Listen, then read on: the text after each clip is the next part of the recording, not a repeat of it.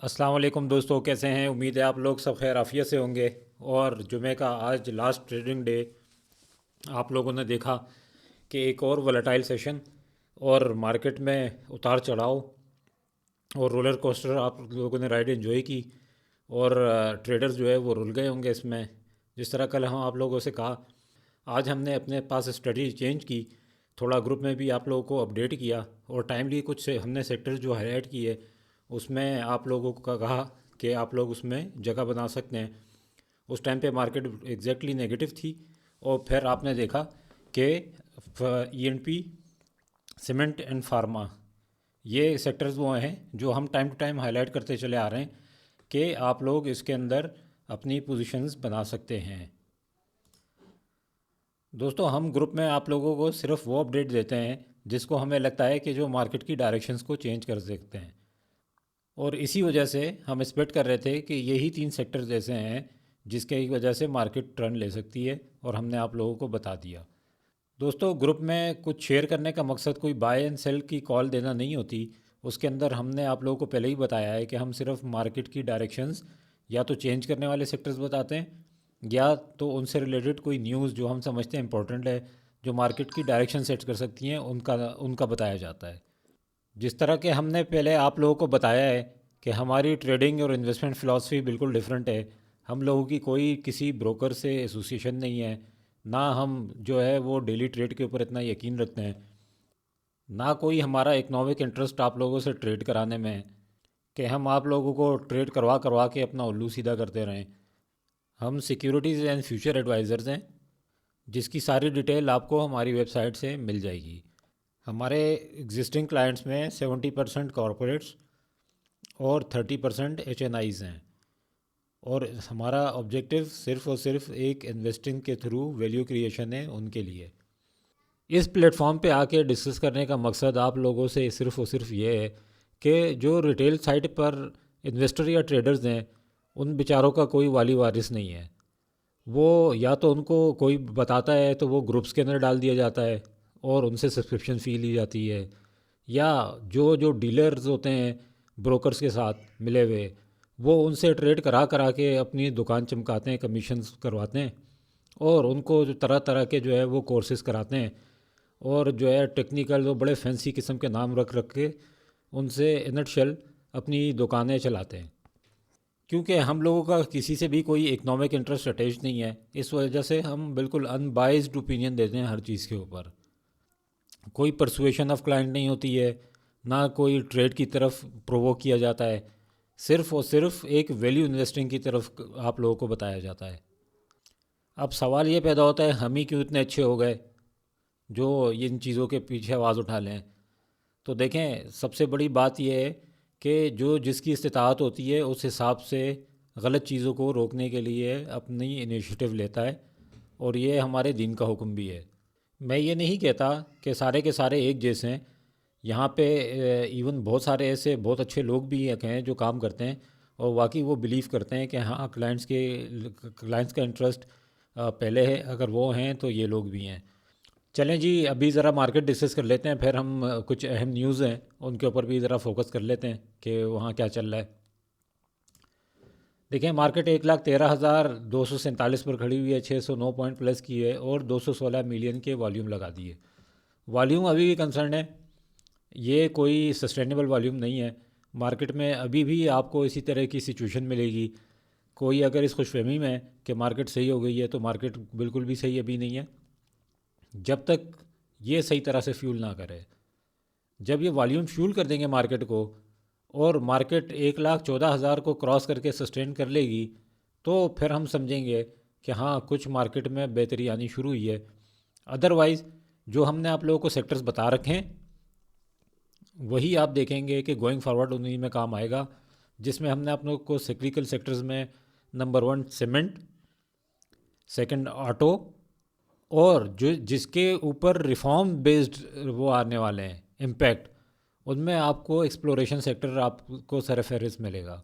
इनमें आपको एक्टिविटी नज़र आएगी, और हम अगर आप हमारी वीडियोस निकालें तो उसमें आपको नज़र आएगा कि हम बार बार इस चीज़ की तरफ इंडिकेशन कर रहे हैं।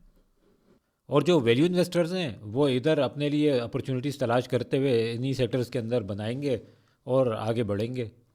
अगर मार्केट की पाई चार्ट की बात करें तो मार्केट में मिला जुला रुझान है। इसमें आपको commercial banks, oil and gas exploration, fertiliser, cement and oil and gas marketing आपको परफॉर्म करते हुए नज़र आए। बाकी जो है सब में प्रॉफिट टेकिंग नज़र आई। इस तरह की सिचुएशन जो होती है, इसमें इन्वेस्टर या ट्रेडर एक जगह पर टिक तक नहीं है। वो हमेशा स्वैपिंग एंड स्विचिंग करता रहता है। यहाँ पे इधर से इधर जाएगा, इधर से इधर आएगा, जहाँ उसको समझ आएगा वो कूदता रहेगा। दोस्तों मार्केट के चार्ट की बात कर लेते हैं। तो आप देखें कि मार्केट के अंदर कैंडल तो पॉजिटिव है, लेकिन वॉल्यूम जो है वो बहुत डाउन है। अभी वॉल्यूम के अंदर कोई सस्टेनेबिलिटी नहीं आई है, और हम समझते हैं अभी आप मार्केट को कोई पॉजिटिव ना समझें। हाँ, एक चीज़ जो है, जो डाइवर्जेंस का जो ख़तरा था वो आहिस्ता आहिस्ता अब कम होता चला जा रहा है। अब आप देखें कि कैंडल्स में और आरएसआई दोनों एक दूसरे के पैरेलल होते चले जा रहे हैं। तो इसका मतलब ये है कि अब थोड़ा सा नेगेटिविटी जो है वो आपको going forward with volume positivity का तरफ जाती हुई नज़र आनी शुरू होगी। लेकिन इसके आपने जब करना है जब वैसे हमने बताया कि 1,14,000 से ऊपर की क्लोजिंग देना शुरू कर दे। तो दोस्तों अगर न्यूज़ की बात कर लें तो आईएमएफ ने अप्रूव कर दिया है for the removal of 18% GST, ताकि वो 45 billion negative equity of PIA को साफ़ कर सके। अब देखें इसके दो पहलू हैं। माइक्रो लेवल पे ये बात ठीक है, आप लोग समझ लें कैसे ही हुआ है। दोस्तों मार्केट में 90% लोग इसको इसी तरह इंटरप्रेट करेंगे पीआईए के पॉइंट ऑफ व्यू से, कि जी उनकी 45 बिलियन की इक्विटी नेगेटिव थी वो क्लियर हो जाएगी, अब तो ये तो फ़ायदे में, इसका शेयर ले लो और ये तो मज़े में आ गया। लेकिन देखें इस न्यूज़ को इंटरप्रेट करना इस तरह से नहीं चाहिए। ये चाहिए आपको कि गवर्नमेंट के रिफॉर्म्स की कमिटमेंट क्या है आईएमएफ के हवाले से, आईएमएफ उसकी श्योरेंस चाह रहा है। दोस्तों आगे जाने से पहले हम आपको बताएं कि 2024 में और 2023 में जब आईएमएफ ने पाकिस्तान को प्रोग्राम दिया था तो सिर्फ कैटेगोरिकली इन्हीं चीज़ों पे बात की थी कि आपने प्राइवेटाइजेशन के ऊपर काम करना है, एनर्जी रिफॉर्म्स के ऊपर काम करना है, और जो फिस्कल डेफिसिट है उसके ऊपर काम करना है। अब तो वो तो एक मैंडेट था, अब इनको चाहिए टेंजिबल चीज़ें, tangible outcomes from the government of Pakistan. और यही वजह है कि मैं आपसे अपनी सारी वीडियोस के अंदर यही करते चले जा रहा हूँ कि देखें आपने आईएमएफ के जो रिव्यू है उसके ऊपर नज़र रखनी है, और उसके अंदर यही चीज़ डिस्कस होगी आगे कि आपने जो बातें की हैं अब हमें उनको प्रैक्टिकल ग्राउंड पे दिखाएं भी। अब उनको चाहिए होगा प्रैक्टिकल रिफॉर्म, सर्कुलर डेट में भी, tax to GDP ratio improve करने भी, और आपकी इकोनॉमिक स्टेबलाइजेशन में जितना आपने कंट्रीब्यूट किया है वो भी आपको दिखाना पड़ेगा। और जो फिस्कल डेफिसिट 6 से 7% पे पहुंचा हुआ है उसको 3 से 4% लाना कोई आसान काम नहीं है, वो भी वो मांगेंगे आगे जाके। तभी इसी वजह से हम आपको कह रहे हैं कि देखें आप लोगों को यहाँ पे अगर मार्केट का पी रेशो 6, ये तकरीबन 6 नज़र आ रहा है, ये 6.5 नज़र आएगा बहुत ज़्यादा, या 7 चला जाएगा। इसको अगर आगे जाना है 9 के पास तो ये प्रैक्टिकल रिफॉर्म्स आएंगे अब तो ही हो पाएगा, अदरवाइज़ आप इसको मार्केट को इसी तरीके से यहाँ पे कंसोलिडेशन में देखता हुआ देखेंगे। दोस्तों दूसरी खबर की तरफ बात कर लेते हैं। ये हमने ग्रुप में भी शेयर की थी कि मॉनेटरी पॉलिसी का शेड्यूल आ गया है। अब आप देखेंगे कि इस स्केड्यूल में 27 जन को आपको फर्स्ट मिलेगी, फिर 10 मार्च को, 5 मई को एंड 16 जून को। ये बहुत इंपॉर्टेंट है। इसमें करंट जो जनवरी के अंदर आपको रेट कट नज़र आएगा, जो हम आपको तकरीबन कोई 1.5 महीने से आप लोगों को बताए चले जा रहे हैं कि 11%, 11%, 11%, इसके ऊपर ला के इसको रोकना चाहिए। आज आप देखें कि सारे जितने भी ब्रोकरेज हाउसेज हैं या जितने भी बड़े एनालिस्ट हैं अभी सब वो 11%, 11% की आवाज़ें लगा रहे हैं। उसकी वजह सिर्फ और सिर्फ ये थी कि जो फिजिकल साइड को डीपली समझता है वो इसके ऊपर कन्विंस्ड है कि 11% इज़ मोर देन इनफ। जी तो दोस्तों एक और अच्छी न्यूज़ है पाकिस्तान के लिए कि रेमिटेंस जो है 29% से अप है ईयर ऑन ईयर बेसिस पर, जो कि दिसंबर में पहुंच गई हैं 3.1 बिलियन। अब इस सवाल ये पैदा होता है कि क्या ये सही है या सही नहीं है, क्या ये सस्टेनेबल है या नहीं है। देखें ये बहुत अच्छा फैक्टर है, इसमें कोई वो नहीं है, लेकिन अगर मैं एक फिस्कल साइड से सोचूं या एक कंट्री को चलाने के लिए इकोनॉमिक पॉइंट ऑफ व्यू से सोचूं तो जिस तरह इसको इस तरीके से बिल्कुल समझें कि आपका एक मेन सोर्स ऑफ इनकम है और एक एक आपका अदर सोर्स ऑफ इनकम है। तो ठीक है, ये बहुत अच्छी चीज़ है, इसमें कोई शक नहीं है कि इसमें भी इजाफा होना चाहिए, लेकिन इसके ऊपर 100% रिलायंस करना ये ठीक नहीं है। अगर ये बढ़ता भी है तो सीजनल फैक्टर की वजह से बढ़ता है, जिसमें बहुत सारे रीजंस होते हैं। आपने देखा होगा जिस तरह हमारे कंट्री में ईद के दिनों में आपको इसके अंदर एक सर्च मिलता है। अब आप इसका ब्रेकडाउन देखें, आप देखेंगे कि सऊदी अरब से हमेशा से सबसे ज़्यादा आए, यूएई में सबसे ज़्यादा आए, सही है, फिर उसके बाद यूके से आए। तो ये एक कम्बिनेशन है, कभी चलता है, कभी ऊपर कभी नीचे होता रहता है। They should give you sense of stabilization but not 100% stabilization going forward. जी तो दोस्तों एक और न्यूज़ डिस्कस कर लेते हैं। टेक्सटाइल की तो आपको पता है ऐसी तैसी वैसी हुई थी, अब इसकी वजह से और मसले पैदा होने जा रहे हैं कि उन्होंने जीएसपी प्लस के स्टेटस को क्वेश्चन करार दे दिया है दोबारा से। क्योंकि यहाँ पे जो है वायलेशन होती है, एक मिलिट्री कोर्ट्स के अंदर सिविलियन का ट्रायल होता है, इस वजह से उनका कंसर्न है इसके ऊपर। देखें, कल भी आप लोगों को कहा था इंटरनेशनल पॉलिटिक्स के ऊपर आप लोग नज़र रखिएगा। जो ट्रंप है उसके ओथ के बाद पाकिस्तान की एग्जिस्टिंग रिजीम के ऊपर क्या सवाल उठता है, और इस तरह की जो चीज़ें जो उठ के आ जाती हैं बीच में, वो एक बहुत बड़ा कंसर्न रेज कर देंगी मार्केट की परफॉर्मेंस के लिए, अगर इनको सेटल डाउन नहीं किया गया in favour of recent regime. जी तो दोस्तों कुछ क्वेरीज डिस्कस कर लेते हैं। हमारे पास सबसे पहले आइए ओजीडीसी की, ओजीडीसी के हवाले से बात कर लें कि ओजीडीसी ने एक अच्छी परफॉर्मेंस दिखाई है आज, और इनफैक्ट ये हमारी काफ़ी दिनों से रिकमेंडेशन में भी शामिल था। आप देखें, एक अच्छी परफॉर्मेंस है, बुरी नहीं है। आप वॉल्यूम भी बहुत अच्छा लगा हुआ है, और गोइंग फॉरवर्ड इसमें ट्रिगर भी मौजूद है। मार्केट के लिए ये एक अच्छा मूवर साबित हो सकता है। इसको अभी देखें, इसको ब्रोकरेज हाउस ने पता नहीं क्या क्या टारगेट दिए हुए हैं, वो ठीक है अपनी जगह पे, सब सही है।